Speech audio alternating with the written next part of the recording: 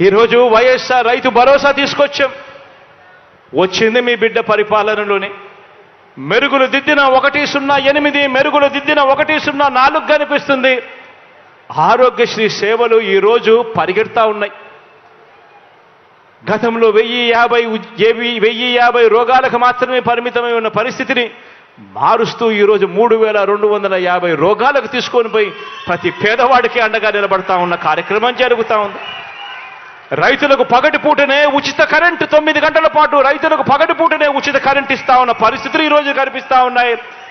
చదువుకుంటున్న పిల్లలకు పూర్తి ఫీజు రీయింబర్స్మెంట్తో అండగా నిలబడతా ఉన్న పరిస్థితులు కనిపిస్తా ఉన్నాయి. పిల్లలకు వసతి దీవెనతో అండగా తోడుగా నిలబడతా ఉన్న పరిస్థితులు కనిపిస్తా ఉన్నాయి. ఆలోచన చేయమని అడుగుతా ఉన్నా. ఇవన్నీ కూడా కేవలం ఈ 5 సంవత్సరాల కాలంలో, ఈ 55 నెలల కాలంలో మీ బిడ్డ పరిపాలనలో మాత్రమే జరుగుతా ఉన్న మార్పులు గమనించమని అడుగుతా ఉన్నా. ఈరోజు ఇంగ్లీష్ మీడియం అంటే మీ జగన్, ట్యాబులంటే మీ జగన్, గవర్నమెంట్ బడులలో ఐఎఫ్పీలు అనంటే దానికి కారణం మీ జగన్. గత ప్రభుత్వం కంటే 3 రెట్లు పెన్షన్ పెంచింది ఎవరు అనంటే కూడా మీ జగన్. ఆలోచన చేయమని అడుగుతా ఉన్నా.